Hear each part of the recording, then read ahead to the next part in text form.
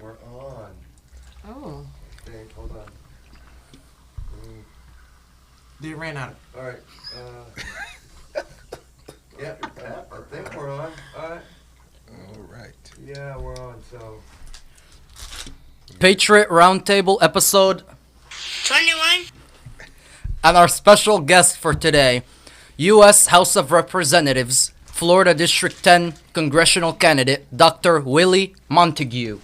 All right. Thank you for the introduction. Yes, welcome to our podcast. Welcome to Dr. Willie Montague, Welcome. tell our viewers about, your campaign, what do you stand for? You're running as a Republican, of course. Yes. Yes, of course. Well, first of all, thank you for the introduction. So, I am running for Congress in Florida's District 10, which currently is held by Val Demings. And so our whole initiative is making sure that we stick to the constitutional platform that I believe truly that our country was established upon. July 4th will be 245 years. And so one of the things I'm really standing on is election integrity. The second thing is standing on our Second Amendment, protecting and safeguarding our Second Amendment. And the third thing is school choice. It's very important that parents make the decision about where their kids go to school at, and not the government. So those are the three areas in which I'm focusing on. We're really excited about making the opportunity to really get on the ground and start letting people know about their constitutional rights and how we really can start flipping our country around. And it's our responsibility to do that. Willie, can you talk to the audience a little bit about the Constitution? Because a lot of people really don't understand it. Can you touch a little bit on that? Sure. I like to point out that the Constitution, to me, is the law of the land, but the Bible is the law of our heart. And so the Constitution is more than just a piece of paper. I actually put up a photo from when I was at the school event this past weekend, and they actually had a stack of papers. I think it says about double-digit thousands of papers that our congressional people are using as the Constitution, compared to the little book that we have that our founding fathers wanted us to follow. So I believe the Constitution has been mingled, and what I mean by mingled is that there has been rules that are made that basically are created by this the legislators that we have, that really are not concerned about safeguarding what our founding fathers set out. Our founding fathers set out to give us some simple guidelines to what needed to take place in our country. It wasn't meant to be complex. It wasn't meant to be tampered with, and it definitely was not meant to be 16,000 pages. That is what we're seeing right now in our that's what we're seeing right now in our country, where the simple Constitution, from the First Amendment to the Last Amendment, is really just to safeguard our rights. It's not to go in and take our rights away. Yes, sir. And so the Constitution is the guard and protector of our freedom. And what the government currently is using is more rules and regulations, which is the reason why we're having to rise up as conservatives to fight back, to make sure we get back to the founding fathers' stances. And I also have another question. Our military, are they sworn in to protect the Constitution, or, in case like we have presidents in office that try to override the people, like the military, do they obey the Constitution, or they obey the president? As I said, the military is supposed to obey the Constitution. Yes. The Constitution is the rule of the land for every individual. Right. And it kind of reminds me of some of these movies. Well, I go back to the movie Black Panther. When Killmonger was the one that took over for King T'Challa, I think it was, or whenever it was. Yep. And when it got down to the point where it was the military branch they had, it was all women. And they were like, come on, everybody was trying to escape because they did not want to be under the rule of Killmonger. One of the statements that the lady made, that was the military, the head of the military, was our duty or our obligation is to the throne. And that, to me, is what we're seeing right now. People feel like they're more obligated to the throne, I would say, to the presidency than they are the Constitution. And so, he is the commander in chief. Yeah, of the military. Well, He's the commander-in-chief. Well, whoever's president is commander-in-chief Yes. of the military. But they owe their loyalty to the Constitution. the Constitution, absolutely. Yes. And I mean, the president owes the loyalty to the Constitution. The vice president owes, the Secretary of State, and all such owes the Constitution. And what I'm seeing happening right now is that the Constitution is looked at as it's toilet paper. You know, it's not looked at as something that we're supposed to really obey to the fullness of it. And really, it goes even beyond the Constitution as far as it goes into really obeying the Word of God, because Amen. that is what our founding fathers stood on. The most of them were Baptist ministers, and they were on their Amen. knees in prayer asking God to give instructions as they pulled away from dictatorship and pulled into something where they say it's time for us to be the representatives and for us to make sure that these are the free people of the union. And instead we have people that are taking us back. Here, like I said, July 4th will be 245 years that our country celebrates 245 years, and here we are in 245 years later, seem like we have to fight the same fight that our founding fathers was fighting. And that should be alarming, that 245 years later that we're still right now trying to determine whether or not someone should follow the Constitution or not, where it was written 245 years ago. Despite all the amendments that's involved, those amendments were there to make sure that our rights were still protected. Ultimately, there was nothing that should come in to make. Now we got this current administration that wants to come in and to move it the way they want to move it, because they want it to sound and appease to whatever their ideologies is. Meanwhile, here we are saying we're fighters of our country and our freedom, and we're made to look like coots and flakes Yes. and fruits Right. because we're standing up for what is right. What is So right. yeah, that's Well, my Biden made some comment. I don't know exactly how he worded it. No but he amendment is absolute. No amendment is absolute. No Meaning, amendment is absolute. I guess meaning black people voting, that's not absolute. Yeah. Or women. The 13th Amendment isn't absolute. That means you Yeah. can go back to slavery, I guess. Our don't amendment know. is Pay absolute. taxes. I hope that the People 16th will Amendment rise. isn't absolute. Because Maybe he meant taxation the will shall not infringe Yeah, ever. that's what they were targeting. That's what they're coming after Yeah. this administration is our Yeah, of Second course. Amendment. Yeah, Trying to absolutely. dismantle our Second Amendment by banning so-called assault rifles, with his most radical nominee to the Alcohol, Tobacco, and Firearms Agency, David Chipman. David Chipman is Have they as shot that you know, guy an down active. yet? He's. I don't think that he's going to make it. he's a gun control advocate, and Well, we look at it like this: when it talks about the well-regulated militia, it wasn't talking about regulating the firearm. It was talking about, basically, if you look at it, protecting us from felons, as we see felons not being able to get those weapons. Okay, it wasn't for you to go and determine what weapon should be regulated. That's what they're taking it as. This is now us regulating particular weapons, because if America has nukes, or America has grenades, or America has tanks, then somehow America is going to or the government is going to be able to protect the American people. So there's no need for you to have your weapons, because even if you live in North Carolina, somehow they're going to know if somebody comes in your house, and they're going to fly from the White House to make sure to protect you. So that's kind of what they're saying, and making it like you're protected. We're here to say, and that's not the case, because it says shall not be infringed, and shall not means shall not. Yeah. be infringed. So I thought it was in case your government became tyrannical, that people could still stand up for themselves. that's exactly what the Second Amendment was intended Yeah. for. But the Second back Amendment- then, they didn't know about aircraft carriers and No. helicopters and tanks and stuff. So But I mean, I'm thinking the civilians should be able to own some of that stuff. Fighter planes and I think so too, because I mean, 'cause it's not a level playing field there. Our government is too big, or they shouldn't own that, and they should somehow not let any other military own it. But they're gonna, nobody is gonna go by the rules when they can. they want to take Keep our growing guns in away. powers to They want to China. take our guns away, and then they can enslave and us. they say, oh well, the Second Amendment was intended for muskets, but back then people had machine guns. They had Gatling guns, right? That's pretty much like full auto, but yet they still they heavily regulate full automatic weapons since 1934. Anyway, Willie, important question. Your former Democratic opponent, Val Demings, now turned Luis Miguel's opponent after he overthrows Marco Rubio for the U.S. Senate race. Now your new opponent was the attorney in the Trayvon Martin case, and she's endorsed by the George Floyd family. So how do you feel like your Crump? odds have changed? Yeah, Ben Crump. So Yeah. there's actually 3 Wow. Democratic opponents that have stepped in.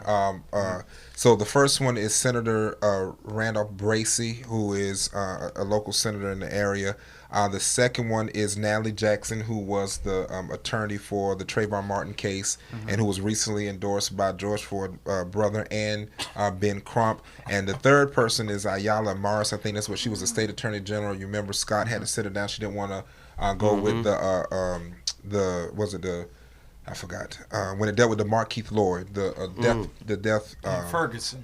no Mark Keith Lloyd, the one that when the officers got shot. Deborah Clayton. Yeah, when he and all killed that, Deborah yeah, Clayton. Yeah. So and then his girlfriend that was pregnant and stuff like that. So she didn't want to deal anything when it dealt with the the death penalty and stuff like that. So we have 3 Democrats now. We have coined them as the 3 Stooges. The issue that I'm seeing with this is that the Democrats do what the Democrats do best, which is try to find a way to hold to something that they're not making any changes. I want to go back to this with the Val Demings. When I looked at the record, Val Demings, after this term will be 6 years, but we go back to 4 years already served. So she's already served 2 terms. 2 terms and about $700,000 later is what the taxpayers have paid her. The only things that she has got accomplished in that time that has passed through legislation is 2 very important things. Anybody want to guess what they are? She changed the name of a post office. Yes, twice. Twice. Twice. Wow. Amazing accomplishments under Val Demings' belt. Oh, wow. She has done so. $700,000 later, making 6-figure Unbelievable. income and being in office for 4 years, and she's able to get a post office renamed. And so I just say, Val, congratulations. Amazing. And What did so Jerry Let's do? do a round of applause for Val Demings for changing the name. What accomplishments did Jerry do? Likewise, Jerry got into office, if you look back over his record, and he got into office on the promise to bring, literacy to the inner cities and to do such. However, it himself is not his own voice. He has handlers, of course. Him and Buddy Dyer work together, and you have his wife, who is really the one that is leading Orange County, not only congressionally but locally. Wow. And so, if you look at it, nothing's been accomplished. I want to give these numbers that people need to understand. I'm a big fighter against human trafficking. Orange County is number 2 in the region for human trafficking. It is. It is. Florida. amazing. Florida is number 3. We are number 3 in the nation for human trafficking reports that are called in the nation. Is Texas number 1? No, Texas is not number 1. I don't think Texas is number 1. I don't know. We'll find out. But it's not number 1. California. California. Can we It's get a quick California. check? What's number 1? It's California, isn't it? I don't know if Probably. I don't even know if it's California. I'm shocked that Florida's number 3, but Yeah, it's number 3. Well, we got Oh Disney World and yes, all that makes a kind of lot stuff. sense. Yes. Universal and Yes, so many that's people how they- come here. yes. Soccer. Anytime there's places where there's big chances for family to come and for kids to be around and for games, the predators prey on those areas. Especially why you saw about I think it was like 74 people that was arrested in Tampa during the Super Bowl. Because they were waiting for the Super Bowl to come so they can prey on the young girls. So that's the first statistic with that. The next one is there's a single zip code in there's a single zip code that is inside of Orange County, which is in the Pine Hills area. And that single zip code reads below the national reading grade level. The national reading grade level is 7th to 8th grade. So this zip code in Pine Hills, Florida of Orange County reads below the national grade level. I've been to Pine Hills. at I can 5th confirm grade? that fact. I've been to Pine Hills. I can confirm that I'm not fact. That's surprised. amazing. I'm not surprised. Yeah, that's Yeah, amazing. don't That's be sad. surprised. It is. It's just sad, It It's, is. It's a really. lack of father absence, among other things. Yeah. It's not just the father absence, it's brain cell absence too. In Pine Hills. This guy. Just kidding. But in Paramore, 52% of the individuals there are below the poverty level. So I'm just giving you the numbers of what's happening. When you ask what's happening with Jerry and them in Orange County, that's the numbers of Orange County. This is what's happening under the Democrats' rule. And so when you have those issues such as human trafficking, people not able to read at the level they need to, not even the national level, more or less read where they are, but not even reading the national level, when poverty is 52% below below the poverty level. And then on top of that, we have 24 opportunity zones in Orange County. 24 opportunity zones that are in Orange County. 12 of them are in Orlando. Opportunity Zones was part of the project with Tim Scott, Ben Carson, when they got together to be able to offer financial assistance for businesses that will come in to help train, cultivate the community, and get people on their feet to learn about entrepreneurship. 24 Opportunity Zones. Tell me, why do you not see the areas in Orange County prospering and flourishing in those areas that have opportunity zones? And here we go. Once again, we have those such as, and most of the people are commissioners, city councilmen and women, and the mayors are all Democrats. And yet and still they pander to the black community that they're the savior of the black community. They're the savior of the inner cities. And yet and still the poverty is high. You see the learning is low. You're seeing more schools. Dr. Phillips, which was not considered, most of the schools there are now starting to be Title I schools, which mean they're poverty stricken. And so then you have a lot of the kids are sleeping in hotels and sleeping in cars. And I'm sorry, Dr. Phillip, when you say Title I is poverty stricken, you mean that Dr. Phillips is a... Dr. Phillips in itself is not, but the schools that are there, some of them are becoming Title I schools, which means that is measured by the poverty level, based off of the simple fact that how many people apply for free or reduced lunch, and that's how they determine that. And that's why the numbers are so high, and that's why these schools are becoming Title I schools. And then to top that off, just last year when I looked at the statistics, it was 2,000 plus homeless individuals in Orange County. When I looked at the numbers as of like 2 weeks ago, it's 3,500 plus. So, and a lot of those are veterans. So, here are our veterans are on the streets. We have all these, people who are really supposed to be protected and safeguarded by, and you would think that Val Demings would be, concerned because she spent 27 years in law enforcement. So you would think she would have respect for those that have served our country in that capacity. So this is what we're dealing with in Orange County. You speak of how the amount of homeless veterans in Orange County, yet there are 24 opportunity zones. And the best thing that Orlando could do with $25,000 is paint a Black Lives Matter mural. Right. How, Oh my gosh. how much could that $25,000 would have helped in getting people jobs had they been invested in opportunities? Absolutely. And the crazy part about that is that where they put this at in Lake Eola is not even where there are black people that would come down to look at it. It's all white people living right there. So no one lives in those sky rises, but white individuals. Go across the interstate a mile away, and that's where all the black people live. Right, and But you paid a Black Lives Matter, and this was the problem I had because with spending that kind of money when you have the kind of issues that you have in a county like Orange County that is supposed to be known, or Orlando City Beautiful, because it's a disguise. There was a story, and I love this. I'm gonna share it. I've been sharing it, that someone put up on Facebook that I read, and it was a story about the naked truth, and it was a story, and the picture that showed was basically a naked woman coming out of the tub. But what it was outside it. Get your mind together. So what it was, but what it was showing is that it was truth and it was a lie. And so the lie told the truth to step in the water. The water is fine. And the truth was feeling like, okay, I don't know, because this is lie telling me to step inside of this water. So truth went to go check the water. The water was okay. So okay, well, truth ain't too bad. He's telling. So got inside of truth, took off all the clothes, jumped into the water, and said, great. So as that, the lie jumps out of the tub and puts on truth's clothes and runs out. Truth gets out of the tub and walks, and the world looks at it in shame and like, oh my God, you're naked, Truth, you're naked. And so Truth goes and hides away because of shame, and the lie walks around covered in Truth's clothes. And so when you look at it, beautiful analogy, by the way. when you look at today's society, lies is what we're seeing people, but they're covered in truth. And so here we are thinking that this is what is really happening, where it's all a delusion. because what we see in Orange County, where we say city beautiful, and I believe Orange County is beautiful. It's a city beautiful, but that's what they want you to see. How come when people get here and they really look for jobs and opportunities, most of the jobs are being sucked up by those who are illegal, especially at Disney World. Right. And so, we have that type of issue that's going on, and yet and still, where are the inner city opportunities that can come in? Disney World has a lot of money that they could be really putting to helping build up the inner cities, but instead they pander to the narrative of the left because that's what's popular, and that is where we have to stop the pandering. I made a tweet the other day that really kind of made some people feel a little sour, but the tweet was, "I'm black and I'm running for Congress. You're not oppressed, you're lazy."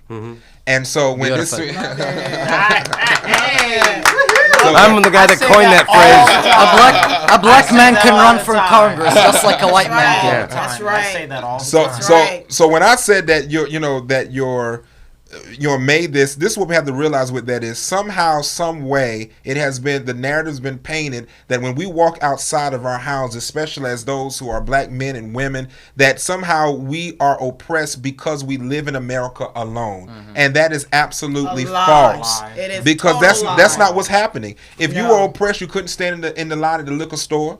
If you were oppressed, you couldn't go and get a car as you want to. If you were oppressed, you definitely wouldn't have got that $1,200 stimulus check. And so they're and spending on rims and steaks. So they're iPhone. Or fake Right. bling from Right. the video yesterday. Bling. Oh yes. Or So- drugs. yeah. Yeah.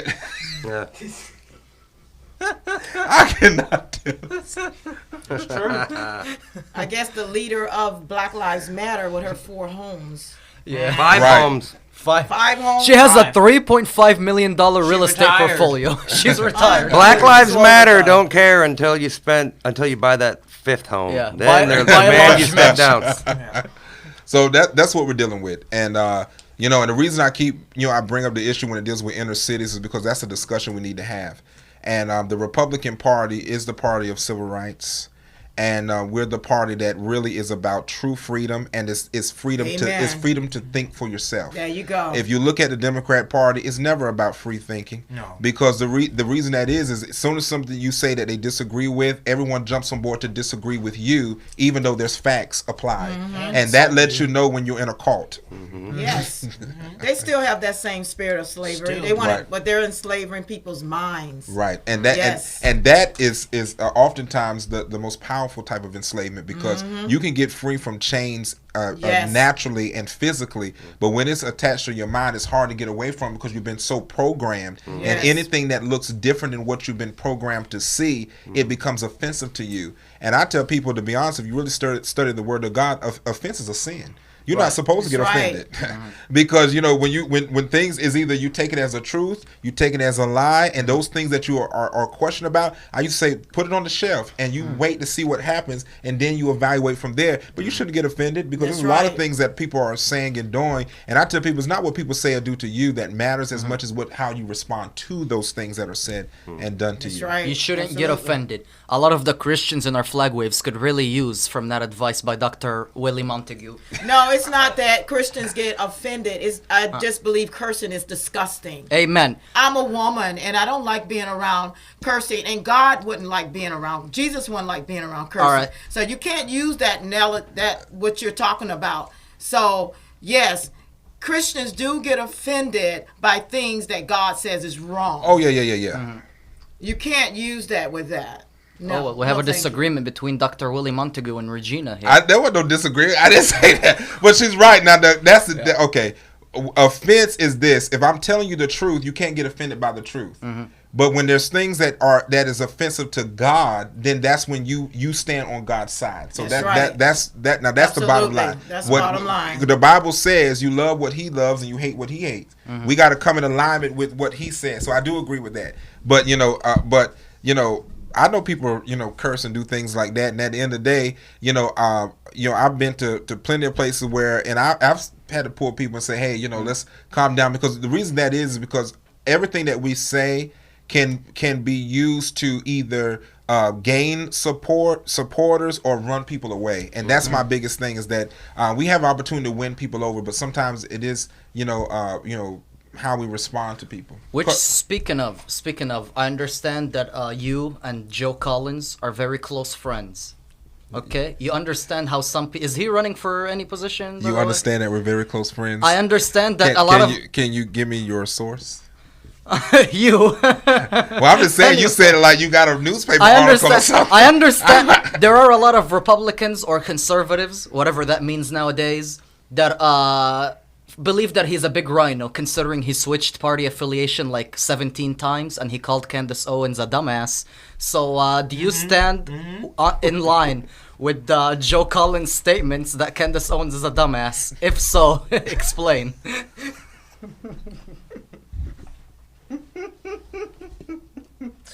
Oh Jesus. Okay, listen. So I'm getting ready to go this. Woo! I'm getting ready to. Okay, so let me first state this. Joe Collins is a grown man. So Joe Collins makes his own statements and lives his own life. I do know that Joe Collins has been very supportive of our campaign and our initiatives that we have done. I would state this, that a lot of people do not like Joe Collins because of some of the things he says that can sometimes rub people the wrong way. Now, this is what I would say about the term rhino. The term rhino often has been misused, because sometimes we use rhino when people have been trying to make it seem like I'm not true to the conservative movement because I held that crossing the line thing that I held because there was Democrats and BLM that was there. And most of the people, yeah. So that's sometimes how people can categorize. That's why I say it can be misused sometimes. Because you're reaching out to the other side. So Right. they call you a rhino. Right. And so that's the problem that I have, okay? Because that didn't change. I've been with the Republican Party since I was 14 years old. I'm 33 now. So I've been with the Republican Party since I was 14, since I became aware of it. And so this is not something that I always say. This is my little quote. I say, I'm not new to this. I'm true to this. So this is not something that I came around when Trump came around because I wanted to be part of that. And a lot of people have. So I don't know, if Joe switched his party, how many times he switched the party. I cannot speak for that. But I do know that Joe has helped us and has been a support when it has come to the conservative movement that I've seen. I mean, when we have been away out of town with Joe, and there's times that he's around people that can really help us with the campaign, he say, hey, Willie, we're getting ready to meet over here. Do you want us to meet us here? So I only can speak of that. Now, what he does, that you have to call him up. Now, we can get him on the phone now. He'll get up here. He'll get up here. He'll get here and he'll answer the questions for you. Now, when it deals with the Candice Owens thing, now this is again what I'll say about the Candice Owens situation.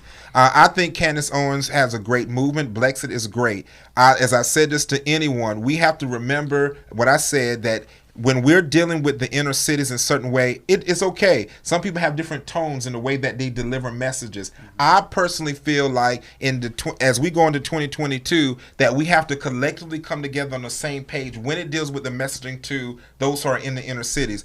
Her platform normally speaks of people like T.I. and those people that are on that mainstream. My concern is that I don't want people to think that they are the next Candice Owens and carry that same message because they say, well, Candice Owens did that on national TV. I'm going to go down to Paramore and tell them how it is. That's not going to work. So that's my only thing. That'll get you killed. Yeah, that's my only thing with that is her message is on a national level where the people in Paramore and Pine Hills are not watching what Candice Owens is saying on PragerU.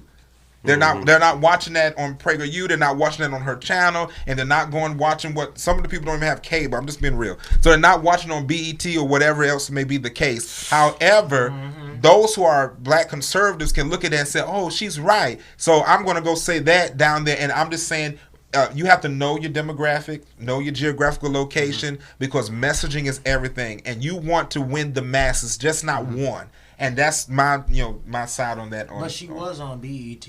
That's why I'm saying that. But a lot of people don't have cable to see BET. So you're saying she should reach out to everybody? Is that what you're saying? Well, I'm saying she has a national approach, and what I'm concerned about is some of the people who are watching who are black conservatives think that they can take her approach and become the little mini Candice Owens and take that message into a place that is like the LA of California, and it may not go that well because she's able to do that because that's what she built her her momentum on is being that firebrand. But you got to be able to, as we had that meeting when y'all went there that night, that's what I'm talking about. That some communities need that level of discussion before you hit them with the hard stuff. Or you see how it went with us, even with us not even really going at it. I mean, we imagine if Candice Owens was in to say some things that she says in that kind of meeting, it would have no longer been any kind of conversation. It would have been a bloodbath because everybody would be ready to fight. They already came in there with the mindset to fight. I understand what you're saying Yeah. because what it is that we're not cookie cutters, Right. And we do have everybody have their own way of bringing Absolutely. a message, Right. And I believe there needs to be people who can speak on that level because she speaks to a different audience. There's different people who reaches different audience, Right. Absolutely. and she has her audience, and then there's people like Diamond and Silk. They have their audience, so there's different personality, different way you deliver a message. So yeah, people react to a person how they react, but Candice Owens just, she's herself. We are who we are, and whoever like our message, they draw to you.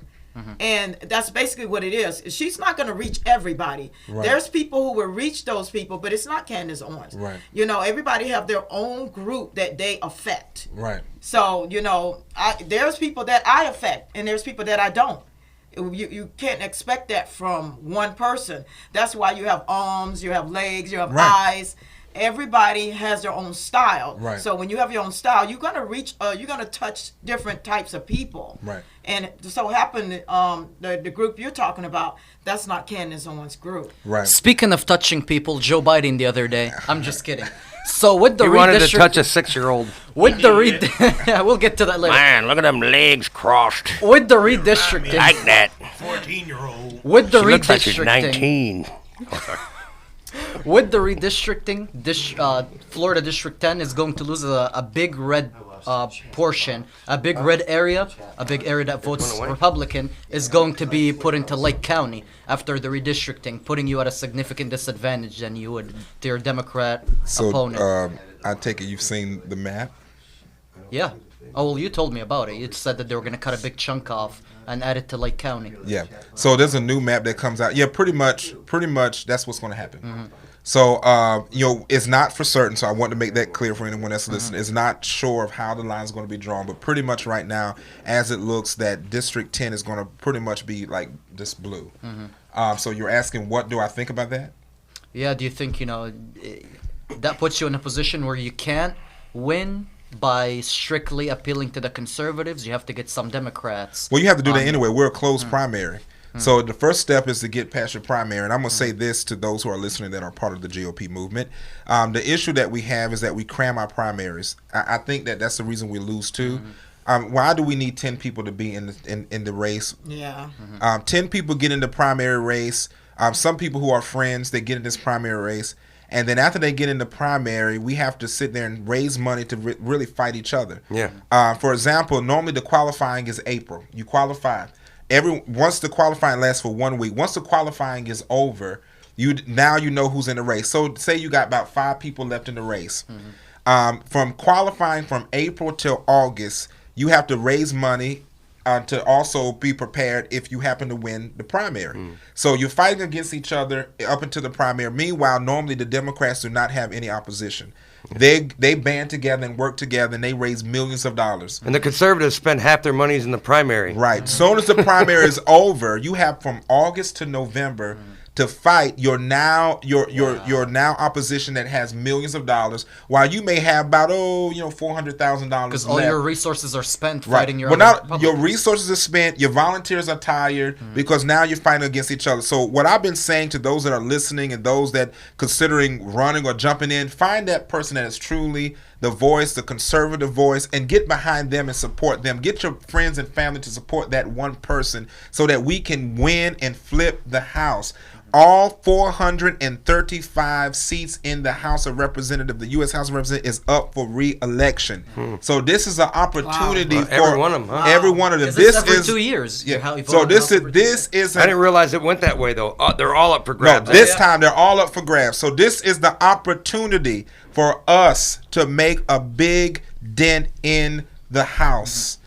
So the only way we could do it is that. And I've told the GOP people, oh, if it's blue, Willie, you going to move? No, I'm not moving. My heart is to Orange County. My heart is to really flip that county and make sure that the people have the help that they need. So I don't care that if it's deep, deep, deep blue as that flag, right there. Because you know why? To me, every district is winnable when you get on the ground and you work hard. Yes, sir. And if we're the party of the elephant with strength and courage and might, and we're the party that says we're going to fight back, and we're the party that stands on the Second Amendment, and we're the party that stands on the First Amendment, and we have all of this lip service, it's time to put into action. So if we're this big party, we can stomp out the donkey. Yes. And so we have the opportunity to Oh, do yeah. that. And so I'm not going to let, be ran away because, the district is shrunk and it happens to be blue. Let's go in there and make it red. So that's my... When was the last time there was a Republican holding about that? 6 years ago. Oh, okay. Yeah, So it's not like it's impossible. No, it's not, because the League of Women Voters is the reason why they end up making District 10, because they want to appeal to the inner cities. And that's why I'm telling the GOP, if that's what they did to appeal to the inner cities, what do we need to do? We need to make sure that we're getting to the inner cities, because that was the purpose of them creating District 10. And before that, we had Daniel Webster. That was who was the congressman for that area before they did all that change, because when he ran against Val at one time, he actually won over her the initial time. And so then that's when they said, okay, we got to have a district that, helps with the inner cities. And of course, they got together, put lawsuits out there, got them so they could gerrymander it enough to make a district that is just, I was just talking to a lady tonight that was saying in Louisiana, the district that Classon Bernard just ran in, they pretty much drew the district to run all alongside every black community. Just to create, because that's what they want to do, because they know what is going to be predominantly Democrat. In Orange County, there's about 300 plus. Don't know who he is. Okay. Let's run a reintroduction again. Yes, because people This is Dr. Willie J. Montague. He's running for U.S. House of Representatives, Florida District 10 in 2022 as a Republican. Yeah. All right, let's get back into your... Okay. People So- are jumping on and they're like, who is this guy? So there's about 300,000 plus registered Democrats. There's about 222,000 plus registered Republicans. But there's about another 200 and some plus NPAs. So where can we win it? At the non-party affiliated, because those are the ones saying, tell me what's going to get me to stand for the conservative movement. Tell me what's going to get me to stand for those who are the liberals.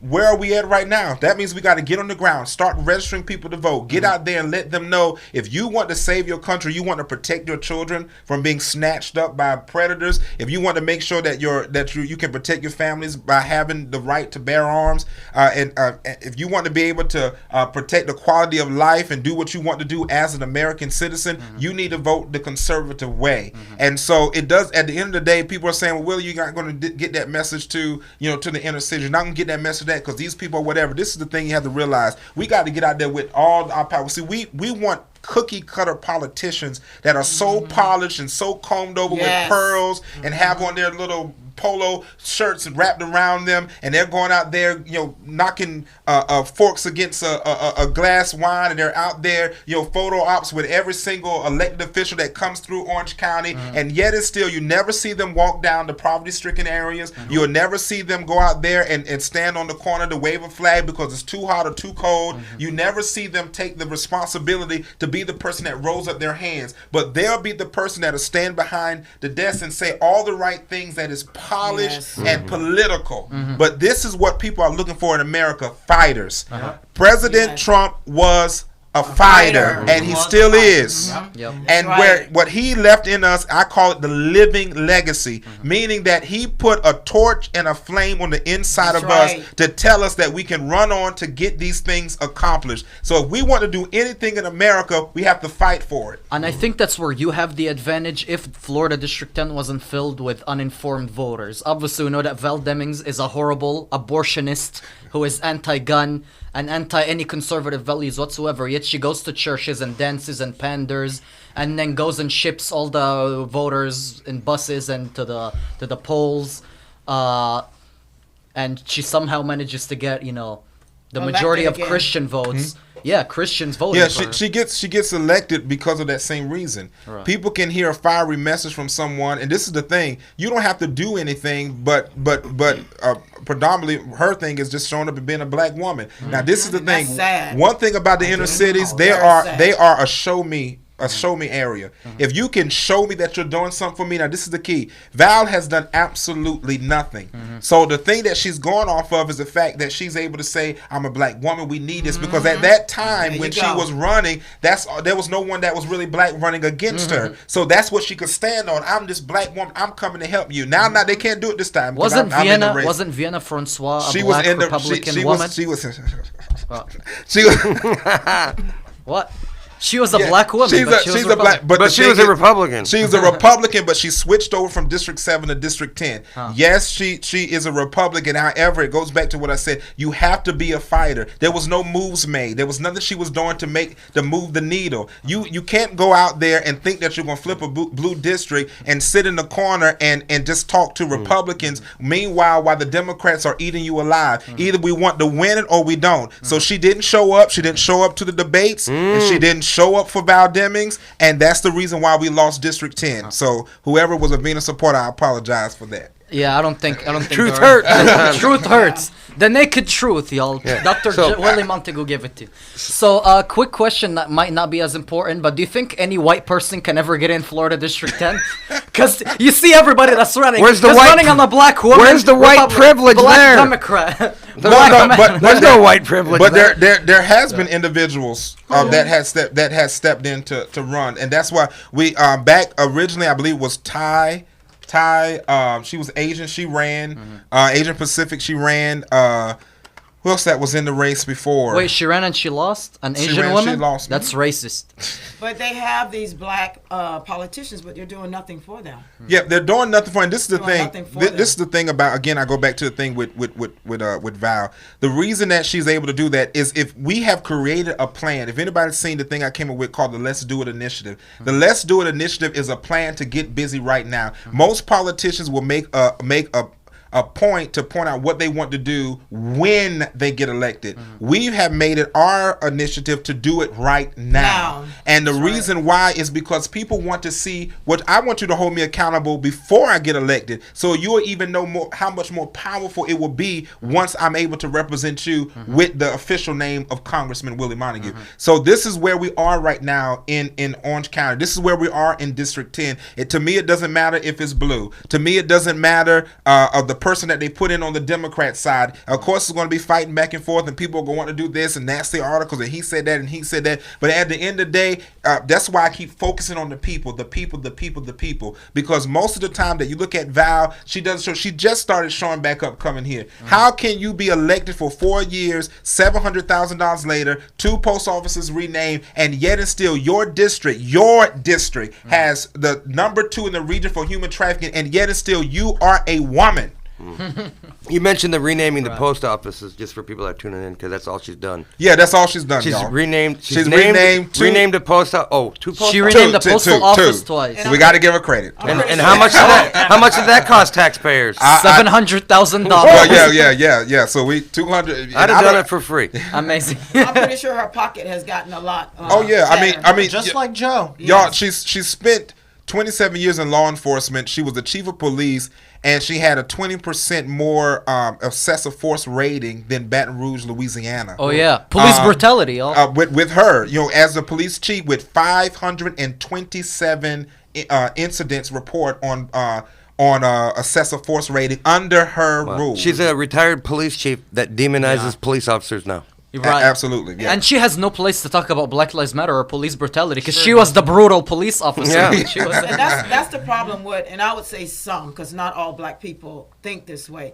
but that's the problem with the Democratic black people. They look at the color instead of looking at what this person is going to do for their communities. And they're doing nothing for their communities. I mean, she's done nothing for Orange County. Right. And they're still putting her in. they run on You know, identity politics. Yeah, that's because what- their that's actual really politics sad. are horrible. Yeah. Who is for killing millions Yes, of it's babies terrible. and taking the guns from the And citizens? for pronouns. Right, Yes, who's for that? it's But they run on the ridiculous. fact that, oh, I'm black, I'm Hispanic, I'm a woman, Yes, it's I'm gay. ridiculous. Yes. We need people to run on We politics. need people to run on politics. Okay, and do you're their black, job. but tell me what you're gonna do for my Yes, district. absolutely. Nothing. I'm black. I don't care how That's black. it. I don't care how black Obama was. I won't do. I won't do anything for your Vote district, for but I'm him. black. If you don't Yeah. vote for me, that's Yeah, it's racist. Yeah, that's it. And they do.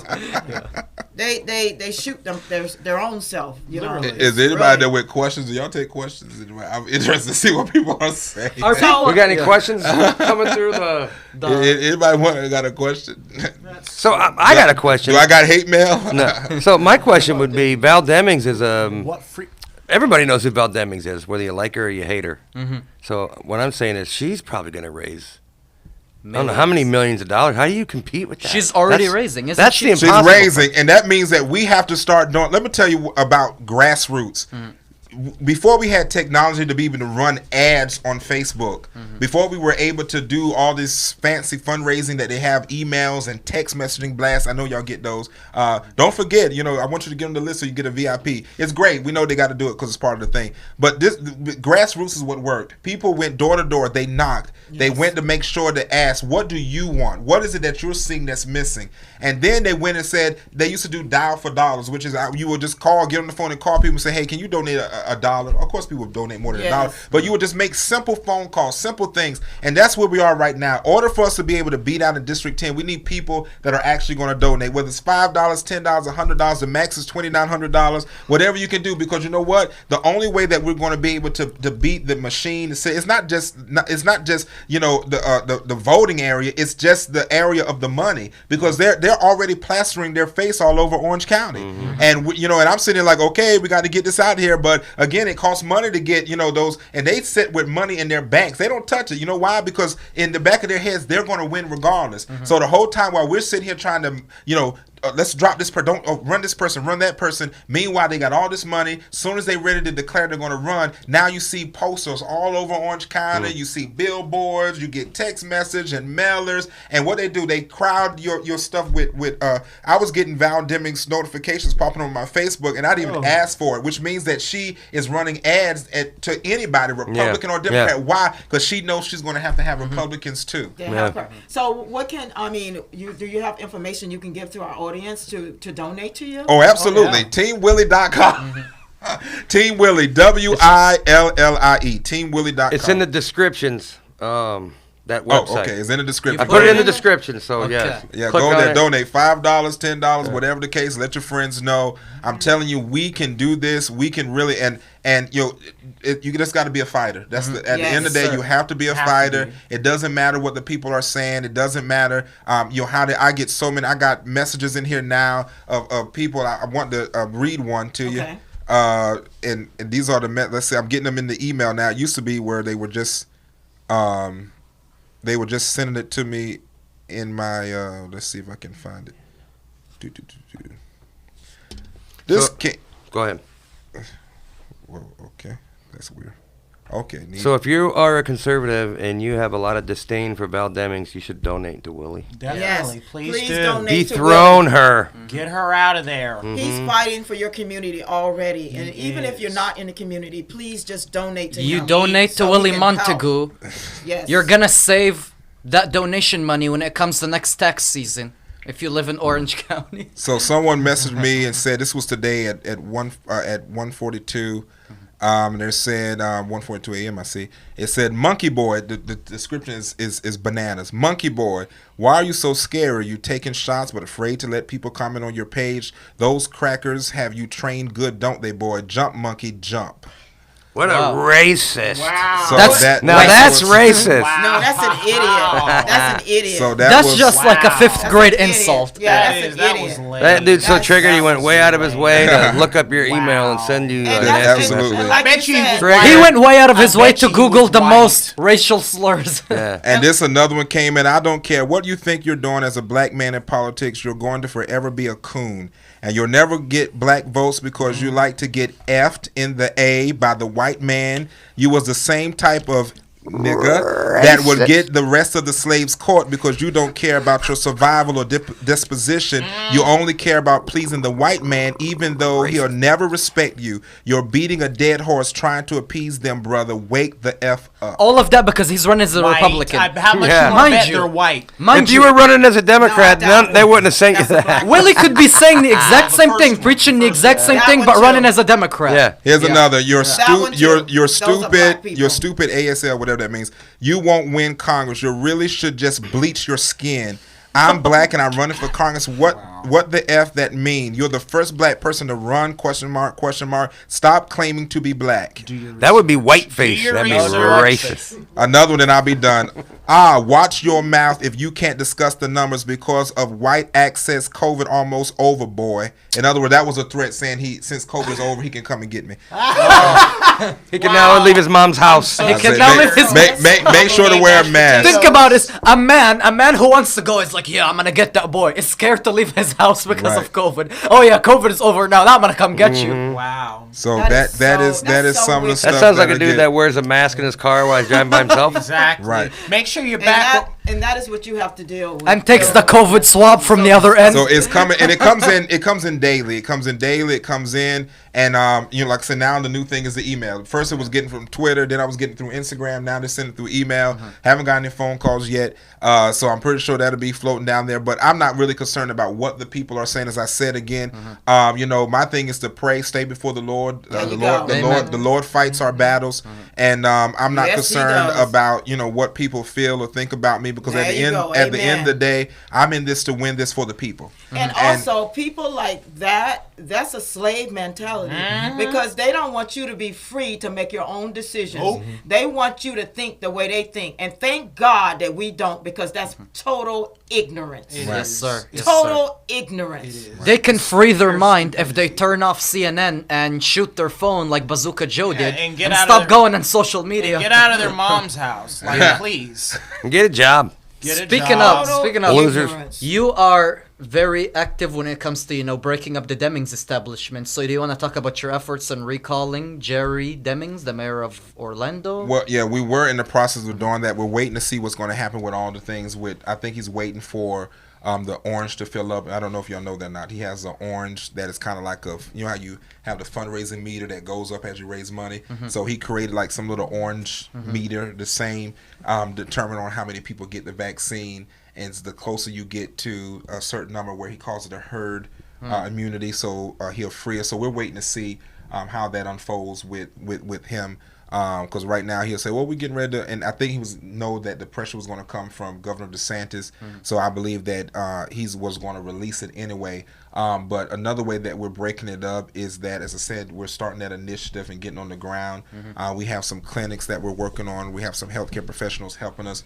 We plan on opening up a private school for 9th to 12th grade boys.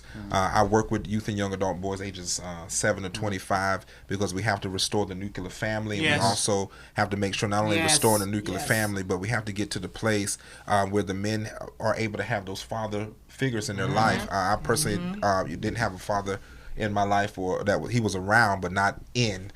So we have to realize that a lot of these young boys have the opportunity to really be cultivated and molded. How to tie a tie, how to put on a belt, how to pull out a chair, how to be a gentleman, how to, just things that should be the how-tos of the simplicity of life that they don't really have, and yet and still, they can quote every song of WAP. So every lyric, you whop this and that, and it's like this world has gone back. When I was growing up, that's how it used to be. Everybody knew the rap lyrics, but they didn't know common sense things. And we're back to that thing. Everyone knows what to say when it comes down to the things that are explicit and the things that are foul to life. But when you ask them, and some people say, "Oh well, I can do this," that doesn't stop me. And like I explained this, we are in the greatest time in America to be entrepreneurs. If you really go out there, it's not that difficult to go Not out there at all. and get a business started up. To No. be honest with you, LLC, I believe you can do it like under $600. I mean, I said start. I don't mean necessarily run a business, but you can Yes. get something started and going. There's so many classes and opportunity that are pretty much free where people, again, the opportunity zones. And so I don't know the reason why we are not seeing more prosperous individuals that are throughout our communities because it's able to be done, and nothing can stop us but us. And I tell people, your greatest competition is you. So you Yeah, can, it's yeah. $70 to start, and then it's $150 every year. Every year 'Cause I have to one. obtain an Okay. LLC. Yes. Well, the Democrat motto is you're oppressed, and people are stepping on you, so you can't. You can't do anything by just yourself. excuse after excuses after excuse. When I was growing up, dude, I was taught to work hard if That's you wanted right. something. Yeah, Don't and- stop. and Work you- hard. you That's not how it is now. Yeah, and recently you heard too that with black entrepreneurs, they don't have access to lawyers. They can't afford lawyers. Yeah, I know, I've Right. seen that. They don't have Yeah. accountants. They don't know how to They hire. don't have IDs. They don't know how to hire a lawyer or an They don't know how to accountant. work a computer. They don't have IDs. They need massa. They Well, you need know, massa. and you know what, and that is really what the damage of the critical race theory will bring into our schools. Yes. If we continue to see that, it will really bring a whole widespread of oppression because the mindset is already what we cannot do. If you notice that the Democrats focus on what cannot be done, but not what can be done. Yep. And the only way they talk about what can be done is if the government is involved. That should be scary. Ronald Reagan is the one that is famously quoted as saying that when those words is just basically sum it up to scare. Yeah, I'm here to help. I'm from the government. I'm here to help. That's scary. And yeah, and it is scary because the government often says that we're here, the vaccine, we're here to help. And then you look at it and what they do is they get enough people together to agree with their oppressive ways of thinking until they get corporate America to get involved, till they scare everybody on their job forces, till they make it so you're scared to fly, you're scared to get on a plane, you're scared to go anywhere. Yet and still, if you just sit back and wonder what is the whole backstory, what is the reason why they're wanting us to do this when we are the ones that put them in that seat. And so here we are with this new thing with China and that new bird virus thing that's supposed to be coming up. H1N1 and Swine- COVID or the something. No, swine flu? H1. Yeah, H1 From China? something H1 something 3. Some kind of a bird Swine flu flu. that Yeah. is Flu. Another transmissible cold. to humans Another now. cold that they're gonna shut down the economy for. Go But we only need 15 days to slow the spread, guys. Was there questions? I forgot. I don't know. Was there any questions? Okay. I like answer. I'd like to go back to you talking about inspiring the youth, teaching them skills, helping black entrepreneurs. You want to talk about your organization, House of Timothy? Yeah, House of Timothy is a nonprofit organization that I started back in. I started years ago, but we actually got our 501c3 back in. And Not you. I'm sorry, not you. we got it back in 2015. And I wanted to clarify this because someone said, I heard earlier today about, I don't like nonprofits because they don't go. People, I think, have a misconception of what a nonprofit is. Nonprofit does not mean that that is just completely not doing anything to give back and contribute to society. There's still fees and stuff that we have to pay too, by the way. And in fact, we just may have a little longer to do it, but we still have to pay those fees. Filing every year, just said annual reports that have to be done, filing tax reports that has to be done. People actually have to work to be able to be in nonprofits. Nonprofits are ran like a business, just has to deal with the tax coding and stuff of that. But I'll say this, our organization was started for the sheer purpose of making sure to be a voice for our youth and young adults.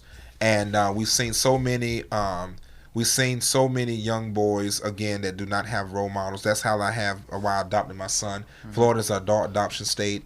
I adopted my son when he was 19. He's 25 now. Wow. He'll be 26 this month. And I adopted him because he we just had that agreement. We had that connection. I knew this was what I was supposed to do. And what I tell people with that is that we have so many people, and I want to break this down. I broke it down earlier. We have a foster care system that has a lot of kids that need to be fostered.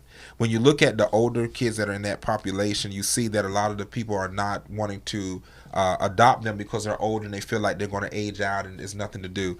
But when you think about it, once they become ward of the state or they release at 18, they may get the benefits of the state, but then those are the people we see that ends up homeless. These are individuals that we see that end up trafficked. And so when you see that these are these aged out individuals, and we look at the homeless population, we look all this stuff going, and then people's like, oh, there's so many people doing that. Look, he's just a drug addict. You don't know the story. You don't know the backstory of where they come from. And what I realize about that is there are so many that have not yet have a forever home. There's actually groups that have been on Facebook where these are individuals like in their 20s saying, I just want to be adopted. They don't want your money. They don't want your car. They don't want your house. All they want is your last name, so they can come somewhere and say, this is my mom and my dad. This is my home for Thanksgiving and Christmas. And that's what they want. They want a forever home. And I believe that everyone, no matter what age, deserves a forever home. And so that's why I'm an advocate for adoption older, necessarily. I know it's easy to get the babies out there, and people love the babies and toddlers and stuff like that. You mean but the older? yeah, when you look at the older kids, just think about that. Though I ain't telling nobody to go out there and grab a handful of kids, but what I'm saying is that look at the older and think about that next time when you hear foster and adoption, and when you go in that, we have a whole program here that's in Orange County that's called Covenant House, and that's a whole place just for homeless youth. And so think about that. If you have to build a whole center just for youth that are homeless, and I mean like youth that are like 21 and below, that lets you know what's going on in our, in our community. And so, so that's why I jumped on board with our organization. That's how I started to help fight against human trafficking. That's why we work with the homeless population. How I got involved with human trafficking back in 2016, we had a house, the House of Timothy, was up and going and functions as a 12-month program. The landlord decided to sell the home. Of course, in that time frame, everybody wants 3 times the rent that it is. So we couldn't find a place. People would promise to give us money. We went to churches, and not going to name the church here in Apopka, but we went to a particular church, and they made a lot of promises that they were going to help. Large church did not help us at all. We only asked for $2,000 to get on the feet. Here I am, a pastor. Here are the boys with the program, and we're asking them to help. And they just gave us the runaround. So eventually I had to send the boys back. We ended up for like 2 days sleeping in the car behind the Taco Bell on East Colonial. We moved to about maybe 10 different hotels during that time period. Then I started going around, walking around the hotel on International Drive to 3, 4, 5 o'clock in the morning and start seeing that this was what was taking place. Didn't necessarily know the title was human trafficking, but I knew something was wrong. Sometimes I would see the girls that were raped and beat, left under the stairwells of the hotel. Wow. And these are things that I witnessed. So I started working with the 7-Eleven next door, trying to get their old food, to get them hotel rooms to help.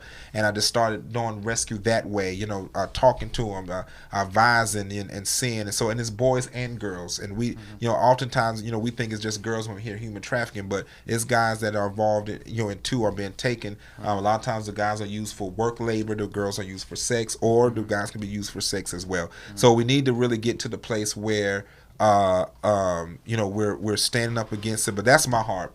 That's my whole platform, is that we have to be involved. As much as we talk, we have to walk. Bet you Val Demings never did anything like that. No.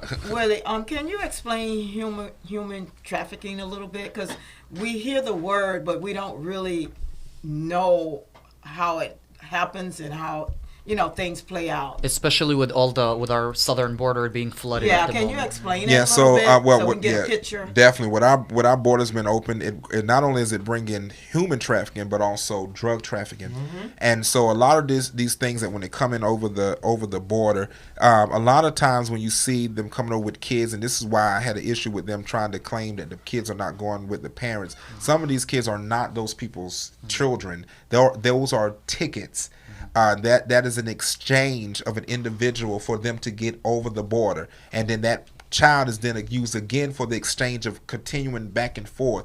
And so human trafficking works like enslavement, and so it is slavery, because this is not by choice. And some people, and I want to clarify this, every time you see a young woman that's on the streets and they look like a prostitute, do not mean that they want to be out there a prostitute. The reason why a lot of them don't come out of, as I've heard one actually police officer that made a statement, oh, well, they know that this is what that's what they want, and that's not necessarily so. And this is the reason why. The reason why is because once they get addicted to drugs, that person has groomed them so much to believe that they're the only source of their drugs. So they're going to keep coming back to get that hit, because they like, that high. Yes. And so then they're trapped. And in their minds, they know it's wrong. They want to get out of it, but they love the high. They're so messed up and traumatized, they can't get out of it. And so human trafficking is this. We got all these apps and phones, and people come in and they're starting the grooming process. The grooming process is really where somebody comes in and is like, hey, especially with the modeling agencies, you come in and, hey, you look pretty, you look this, you look that. They start, going, hey, they start buying things, doing all those things like that. That's the grooming, to make you feel safe, secure, that this is the, I'm here to help you. I'm going to do all that. So when that process ends with the grooming process, then that's when the manipulation comes in. You can't leave, because if you leave, you're not going to be nothing. So what they have to do is tear the individual down to where they have no self-conscious, they have no esteem, they have nothing. The only thing that they can trust in is whether you build them up or lift them or put them down in that same sentence. So all of who they are lost in the fact that now I'm in this situation. And so then what they do, like one girl that was in this county, it was dealing with when it started off with meeting a friend, coming from school, going over there, liking the boy, thinking that the boy was going, hey, well, you like to do this, start off that way. Then next time, no, here goes the guys, but would go home every single day, started failing in school, started doing all those things. Wow. And that's how the family started catching on. Something's wrong. This girl was making all A's, was flourishing, and then started failing, wanting to be away, and that's how it goes, because now that drug comes in, now it's like, hey, and now he's like, okay, it was like, hey, you mind if my friend spend some time with you? And was like, well, no, I just like you. And then here comes the friend. So then the friend comes in, then the next friend come in, the next time you are now commodity. Wow. And so now, you're buying, you're being bought and you're being sold. Hey man, you got some, okay, well, it's gonna be $20 for this, and it could be a list. I'm being real. It could be a list of different sexual favors for different prices. And so it's like, hey, well, I do this, well, but you paid him because now he becomes the pimp. And I've had this person come. I was sitting at the hotel, as I told you, was going and doing that homeless time, sitting at the hotel, and the girl came over, and I just knew what was how this was transpiring. I'm sitting there, and I'm watching her, and I'm watching him, and they're like, they could not get a hotel room. They were missing money. So I'm sitting there looking, and she's saying, yeah, I got to go to work. Now, mind you, me thinking, my mind innocent. So I'm thinking, she said, I got to go to work. Now, the way they would, you could never, at that, you could tell something was off, but when she says she's going to work, I'm literally thinking, because a lot of people stay in hotels that just not able to get in the house, so they stay. So I'm thinking, I think she just meant that she was getting ready to go to like the job. To the job, and it was late, so I'm thinking she was going to like, what's the name of those places? A Waffle House, 24-hour places. 24 hours. So I'm like, oh, okay, I get it, because some people do have to go in later at night to stay up. So then, they kept lingering around, and so she was like, yeah, I gotta get into a room because I gotta try to, shower, whatever like that. And so he said something to her, and she was like, well, I gotta go. So I guess he mentioned to her out loud, oh, I need, he's like, you do have a little older. Now this is her boyfriend. You do have a little, you need. She said, well, I can't, we don't have a room. I can't do this. She said, well, I can just go into the pool and kind of rinse off in the pool and whatever. And so he comes to me and says, you want to spend some time with my girl for $50. So, cause we need. He came to you. Yeah, because we need a room. And I said no. I said, we're not going that route, brother. And so that's when and this was his girlfriend. Wow. And his friend was there, so they were willing for me to give the money, to get the room, use the room to do what I need to do with her, and leave the room to them. Leave the room to them. That was what she was. So she was the makeup, because they couldn't pay me back, but they could give me her. So this is what happens. That's what and she was willing to go into the pool, and she's looking. She's like, okay, I just gotta go shower real quick like that. I'm looking like she has no clue that this is not normal. That's disgusting. Yeah. Did you guys make any sort of police report or? No. By the time I started going that route, they had already gone. Because by the time I came back to really try to handle it, she had already left, and I guess they found. I don't know if they even found. I think I asked about it. Did they find something? Somebody, yeah, but what they probably did is found somebody that said yes. And that's what it is. Because I've been to those rooms. I mean, when I've been in some of those rooms and seen the level of drugs that I've seen, and because I've had guns pulled out on me. So when I've seen the level of things that go on, it would. I mean, it's. I'm telling you, people, this is not something that should be taken lightly. Wow. This is happening, and you could tell that she was a person that had I call it a learning curve, whereas like she was easily to be manipulated, and here she is thinking that this is love. He loves me so much that he wants me to have a roof over my head. Wow. And she said, I got to go to work tonight. Wow. And so she's working to bring the money to him so they can stay in the hotels. And so she's willing to wear the same dress, put on this, probably slap on some deodorant from somewhere real fast, and then go out there. And the other guy who's supposed to be the friend is like, well, wait a minute, you going to work? It's like, yeah. It's like, well, no, have you worked over this area before? And so, oh, I'll be good. It's just like every other area. So, here in their minds, they're thinking that they're doing something good because she loves this guy so much, and he was hugged up with her, whatever, just enough to make her feel safe. yeah. Oh, whatever. I love you, baby. But make sure you go out there and bring that money in. Oh my That's God. great. So this is what's happening. This is why So we need sad. individuals to really stand, talk about it. Be aware. Start talking to your kids about it. All those apps and games that children are on. Sometimes you be listening. They put the headphones on and you think they're talking to their friends, and like, oh yeah, what's that? Because sometimes these young kids. I met this young kid that his voice was deeper than mine. I'm thinking it would, and I'm like, you can't tell. So you get up there, oh yeah, they're just talking to so and so, and then you walk away, headphones, you don't know who's on the other side. So they're just playing the game, and this is what I want to say. Some of these games that get on, think about this for a minute. If there is a guy that has a game system and they have a house with other boys that they have trafficked or girls they have trafficked, and they let them get on the video games or whatever, you don't know whether or not these are trafficked or these are these people's kids. And so what they'll do is like, hey, build a trust and then say, hey, well, we get ready to have a game night. Ask your mom or whoever, can you come over and spend the night to play with Johnny? Well, Johnny ain't that man's kids. Johnny is someone he done trafficked. Now he wants you to go bring your child over to sleep over. The whole time you're thinking that Johnny is just the one to bring the other That kids person over. in. So this is what we're dealing with. This is the issues when you see. That's why I tell parents, stop letting your kids walk to the bus stop by themselves. I don't, even if they got a buddy system or something, you need to get it 4 or 5 in a group. But watching and whatever, and we seen that. I seen a video. They took it down. They didn't want to see it, but it was a lady. It was a lot of cussing going on, but it was a lady that was able to stop. There was these 2 African men that had a van that were had already went to go pick up the girls as they were coming from school.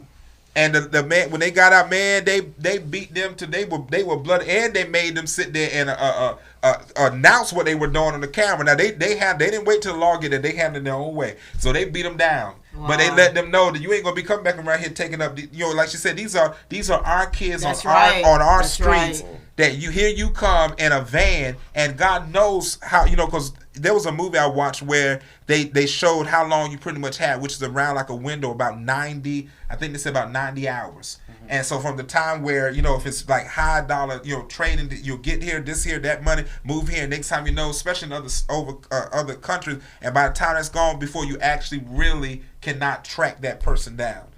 Because by that time you don't know who they done exchange that to and whatever, and they made it over there and whatever. And so, you just have to be in this science. And I had a case the other day. I had contacted and said that I was going into the store. It was a Porsche, a nice car, and I'm looking and I'm seeing the lady getting out the car. She was just kind of, weighing. I'm thinking, man, she's, it's pretty, broad daylight for her to be already, swaying and drunk. And I said, no, this is more than alcohol. This is drugs. I'm looking, so I'm watching him. I can tell his characteristics. I'm looking. There's a lady that's sitting in the back. So I'm looking at and I'm seeing where she's just out of it. She's waiting. She's doing all the moves where how you got that kind of that itch because you got drugs. You got to get that hit, whatever. Yeah. And I just was like, no, I don't like that feel. He's making her get out to go pump the gas and go do all the work on the hand. And I said, I know what's going on here. What's happening? So instantly, I'm telling you, see something like that, make the phone call. It's better to be safe than sorry because, that's that opportunity that you could save someone's life. And I'm trying to work right now, not when I get elected, but work right now to do something called the Blue Light District, where we can be able to get little decals on the windows of the stores where people can see that as a safe zone. That's and amazing. get in there and people can say, okay, you in here is like, hey, I need, because once you get in a lit place, some people are not going to come in there because they don't want their face seen on cameras. So, if you can just get to a safe zone and get there and let somebody help you. There's so much counseling. There's so many people that have been rescued and brought out of these situations, and we can do more. If Orange County, as I said, is number 2 in the region, that tells you, just how big of the cause is. And if Florida is number 3 in the whole entire nation, out of the 50 countries we have, 50 states that we have, 50 states that we have, and Florida is, top 3, so that lets you know right there that we have some work to do. You said Texas because of the border, right? Yeah, that's what I figured. What did you find? What is the Washington D.C. is number 1. Washington, Really? D.C. All the politicians. Of course. I'm not surprised. That wouldn't make I'm not sense. And what's surprised. number It 2? makes sense. Not Florida. The outskirts of D.C. Where? And Atlanta, Georgia is Atlanta, number Georgia. 2, and then Wow, we're number Georgia. 3. So crazy. we're right there beside. You know, Wow. Atlanta's only about 6 hours away. DC, Atlanta, and then Orange County. No, Or- Florida. or Florida. Yeah. Wow. Orlando, I- and then Miami. Orlando and then Miami. I mean, it is, it's well known that Oh, so human you're trafficking. doing by cities. Cities. Cities. So city Cities. is the first one is DC, Atlanta, and then Orlando. Right. Human trafficking is the biggest money black market activity. $150 billion industry. $150 So billion they make money black market by industry. prostituting people. Oh yeah, Oh, yeah. 150 And drugs. Yeah, and this is the reason why. If you start talking about it or really see whatever, you start disturbing that area, you messing with money.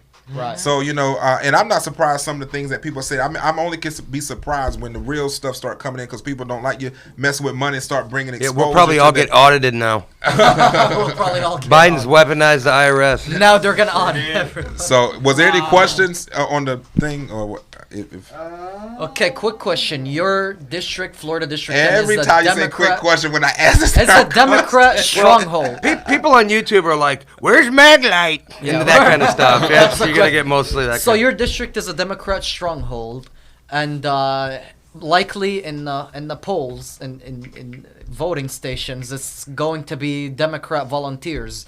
So for Republican candidates, what are some ways that they can, for Republican candidates running in blue districts, what are some ways that they can ensure election integrity this time, if you know what I'm referencing? Yeah. Something so that happened the in way November. to secure or have a deal with election integrity is making sure that you hold all elected officials accountable, and that includes your supervisor of election.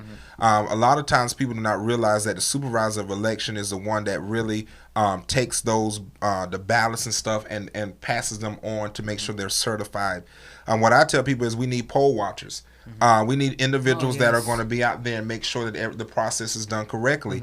And those who are candidates actually have the opportunity to choose people on their team to be there during that process. And so as soon as we get that notification, I'm going to put out a notification that anybody that wants to get involved to come out there. Anybody can get involved and come out there. You get to watch the process. You get to make sure the machines are secure. They actually allow for you to choose your people to come with you. And they have training. Awesome. They have training in everything. That's one thing I can say about Florida and these local counties here. I'm in Central Florida that we do have some that have the training for us to do it. We just have to do it. When they offer the training and stuff like that, if you got to take off work, just be there, because we can't say we don't want it secured and then we don't show up to things. No matter how boring it is, we need to make sure we secure it. It's not boring. It's about making sure our voices are heard in our country. Right. Our votes count. Absolutely. Do it. Under the Trump administration, blacks had the highest job numbers on record, and his administration gave around $15 billion to Baltimore. Where's the money? You got to ask those places. And guess who's running Baltimore? Democrats. Yeah, so you should ask them. You got to ask them where the money went. Yeah.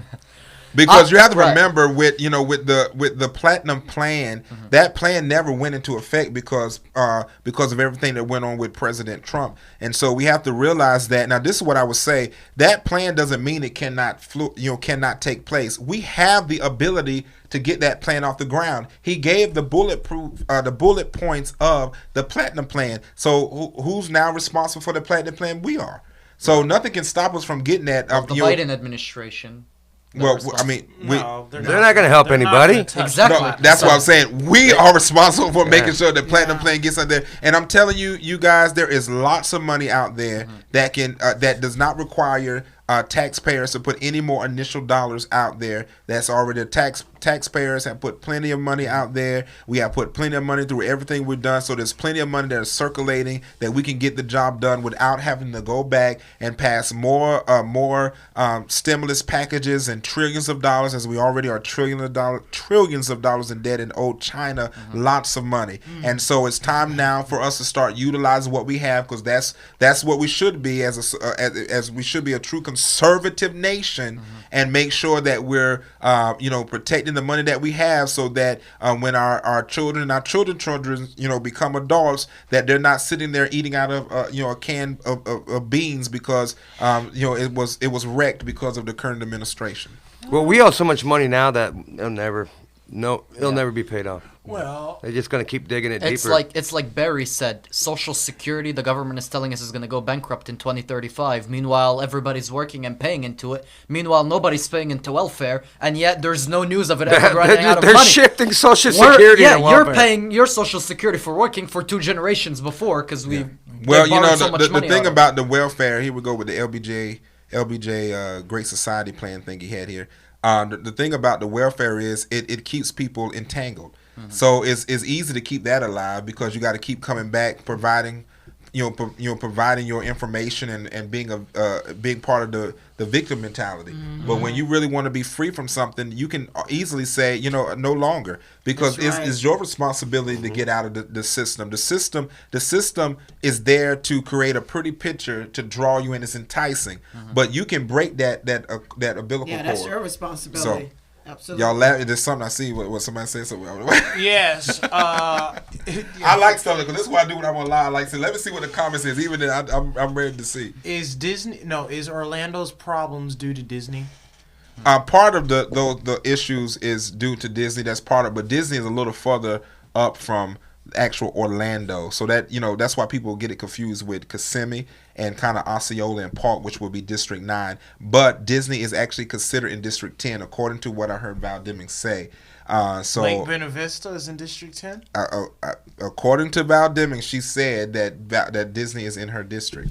So How big is District 10? if District that's the 10 case? is pretty large. It's huge. So they've redrawn the lines? They haven't yet, but I do know that the population is well over 800,000. And it covers Winter Garden, Windermere, Apopka, Winter Park, Ocoee, Pine Hills, Paramore, Dr. Phillips, those areas like that. So That'll be the one that you're running in? yes. So District 10 is all Orange County except pretty much like the east side going into UCF. And District 9 is Osceola and Park and some of Orange. Seminole County District 7 is Seminole County and a piece of Orange. Well, so the areas that you described doesn't sound impossible for a Republican to win. It doesn't sound impossible yet. The lines have not completely been, when I looked at the last map, it looked like we might lose Apopka, which is the most conservative area.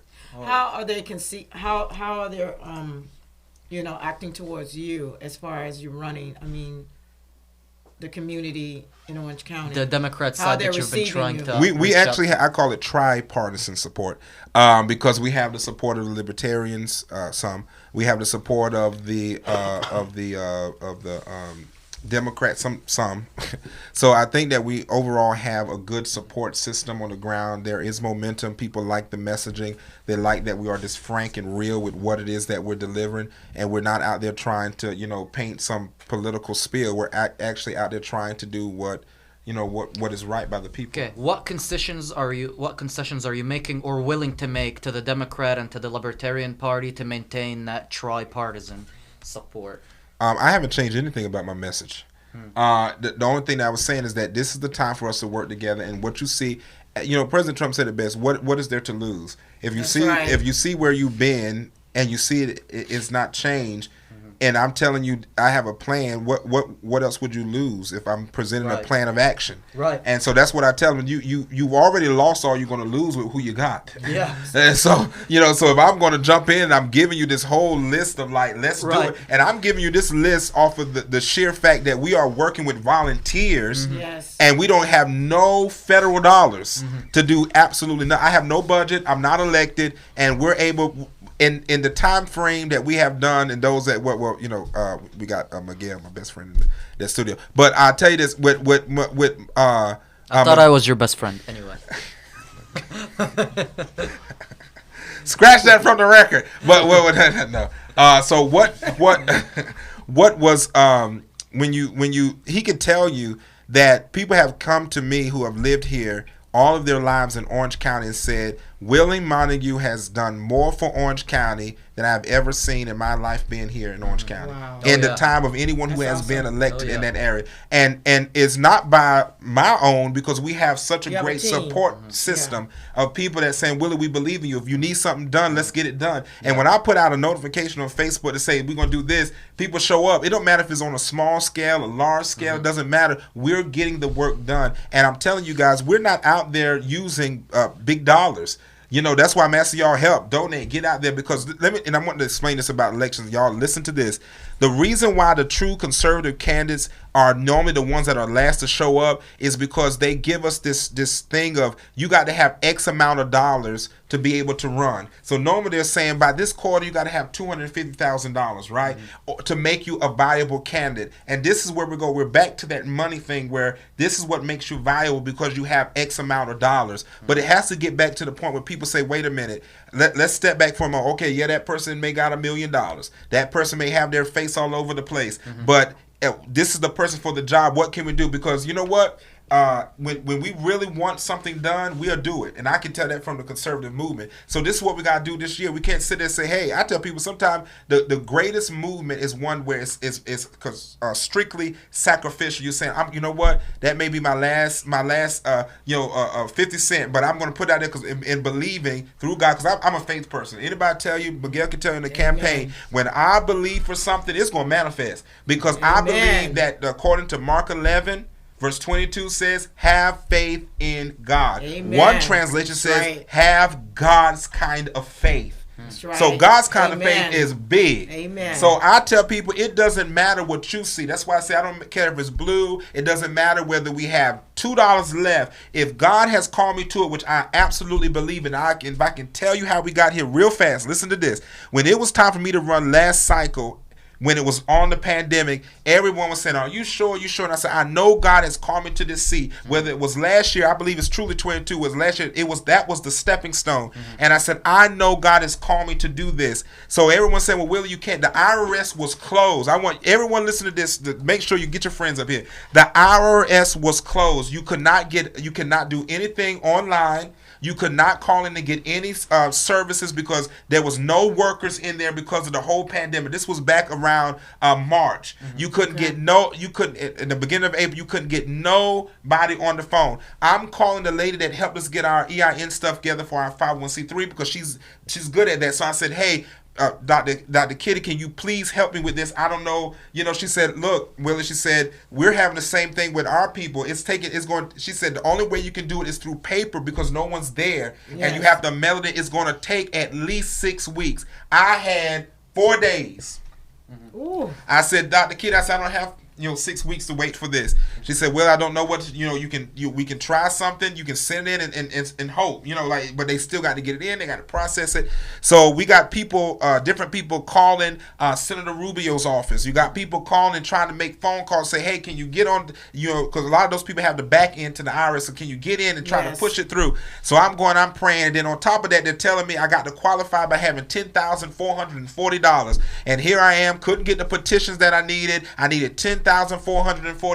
I needed a bank account with account number and the name of the bank on the check. The IRS is closed. I have until the 24th of April by 12 noon to get this information to Tallahassee to be able to qualify. So here I am calling. I'm calling every day. I'm getting discouraged, but in my spirit, I know that God said I'm going to have my name on that ballot. Amen. So I'm keeping going. I'm calling people, calling, and they're like, Willie's just not. So here it is. I'm thinking like, God, you told me this. I lay there on my bed that night, and I remember I went and I have a prayer shawl. If anybody know what a tallit is, the prayer shawl they go. I took my prayer shawl, I went and I remember what it said about Hezekiah. So I went inside. Now I'm turning to the preacher here. I went into the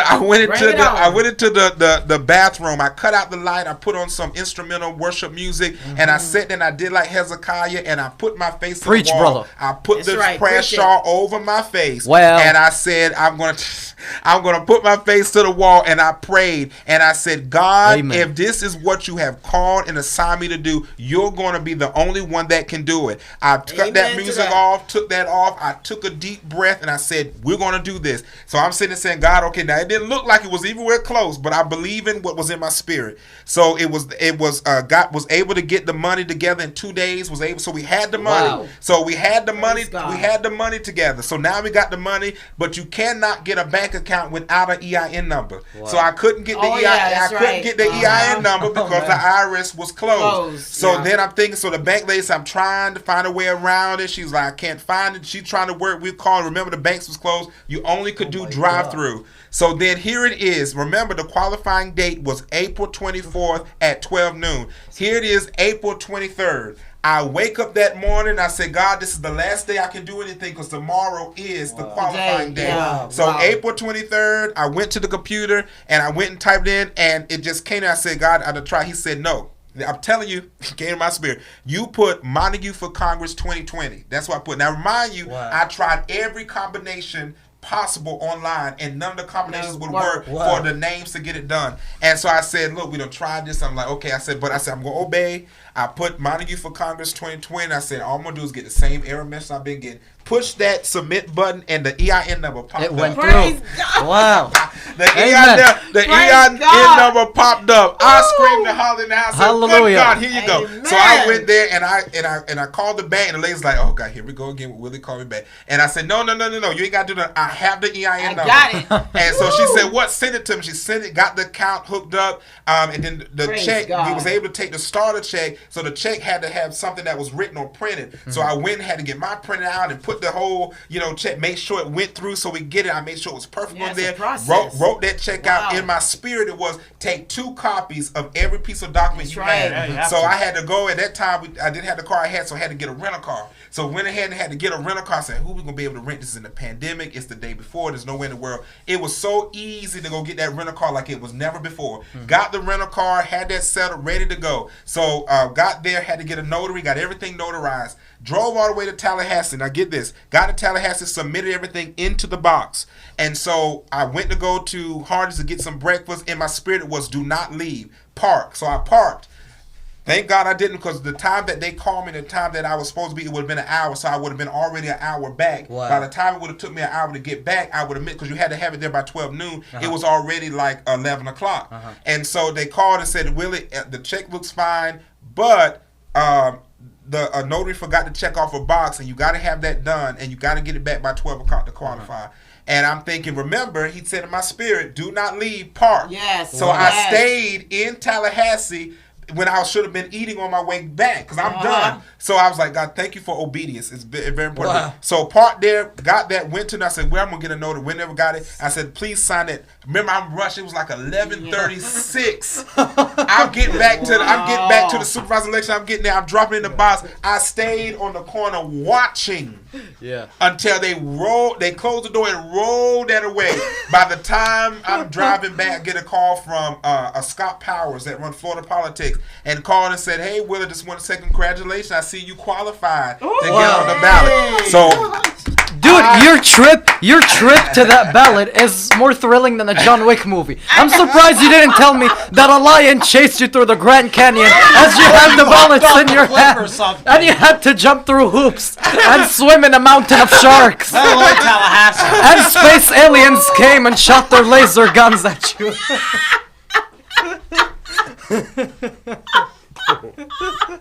And you had to do a double backflip to escape the evil alien attack. no, it wasn't quite that thrilling, but I said all that real fast. But I just let y'all guys know.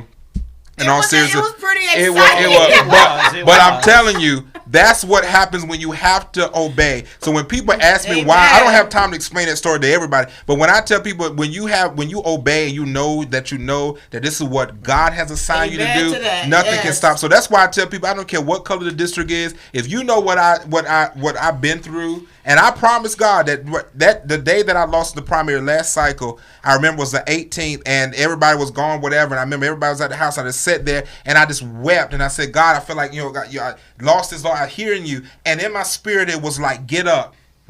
This is just, that was on the beginning. File again. August 19th. Remember the primary was August 18th. August 19th. I went and filed again, and that's why I've been running. I've been running since August 19th, which was the day after the primary, because I know this seat is for me, and I'm going to get in that seat in 2022. Amen. Yep. Amen. Love it. Awesome, man. Well, this has been episode 21 of the Patriot Roundtable with our guest, U.S. House of Representatives, Florida District 10 Republican candidate, Dr. Willie Montague. Very inspirational. You can donate to Dr. Willie Montague at teamwillie.com. Get some Willie for Congress hats. They're really cool. They're like the new MAGA hats. And you're on Facebook too? Yeah, I'm on Facebook. Go to Dr. Willie Montague's page because that's my actual congressional page. I can't get any more friends on Willie Montague. I'm on Twitter. That's the funnest place to be when you see my tweets. So go up there if you want to see some mean tweets. And what's your Twitter? Mean tweets 2022. Your Twitter is Dr. Willie? No, yeah, you can find that way, or it's Rep, R-E-P Montague, Montague is the Twitter. Yeah, please go up there and follow and throw some support up there. I'm on Instagram too as Willie Montague. So any place you go, if you type in my name, you'll find it.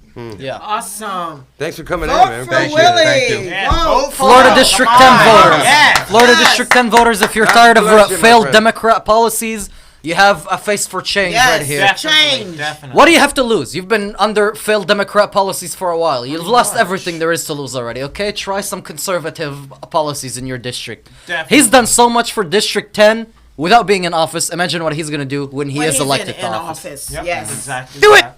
Do Do it. it. Do it. Do it. Right. Are we off air? In a second. Takes a second.